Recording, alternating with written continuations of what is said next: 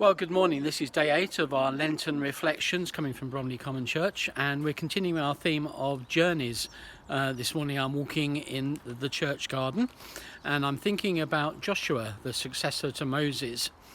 After 40 years of wandering in the wilderness, Moses is dead and Joshua and the people are ready to go into the promised land. But it won't be an easy ride by any means. They had, first of all, to cross the River Jordan, which at this time of year was in full flood and over a mile wide. So it wasn't going to be easy to cross that River Jordan into the Promised Land. But God says to Joshua, be courageous, don't fear, for I am with you. Be very courageous. God encourages Joshua to do the job that he's called to do. I command you to be strong, do not be dismayed and do not fear. The people had to prepare themselves to move on and to go into the promised land and follow the Ark of the Covenant. You know, that famous box that was in the fictionally in the Indiana Jones movie that contained all the treasures of the Israelite people, the 10 Commandments and the staff of Aaron and some other bits and pieces, and manna, I believe, as well. But they were instructed to follow the ark that the priests were going to carry across the river. And so the people had a job to do. They were encouraged to watch the ark and move when the priest picked it up and went. They were to watch for God moving.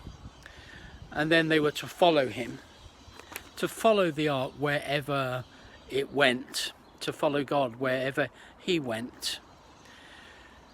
So the people followed the ark carried by the Levites, by the priests, to the edge of the River Jordan, which we said was in full flood and over a mile wide. And the priests, the Levites had an instruction. Before they could cross the river, before anything would happen, they had to take a step of faith and put their feet in the water.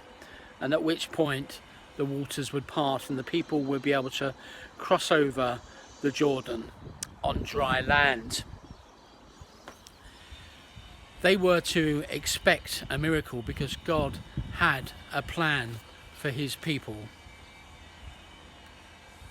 They went across in dry land and then they erected a memorial on the other side of the river. Just some simple stones just to remind them of the fact of what God had done. Now, in our lives today, in our journeys, we are to expect a miracle, maybe little ones, maybe daily miracles, maybe daily joys, but we expect God to move in our lives, not always in the way we want or expect, but we do know that God moves. And he says to us as well, do not fear, do be very courageous, do not be dismayed, for I am with you. Just want to finish very briefly with just a couple of quotes, hopefully will encourage you.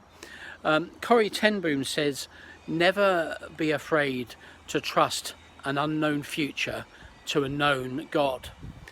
And that's good words for us these days, isn't it? We don't know what's happening necessarily. Everything seems a bit strange. We have hope, of course, that we're going to be coming out of lockdown in the next few months. But none of us knows for sure.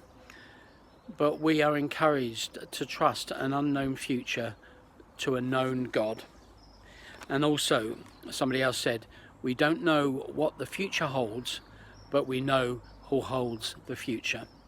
So, don't be dismayed, don't fear, press on and trust God.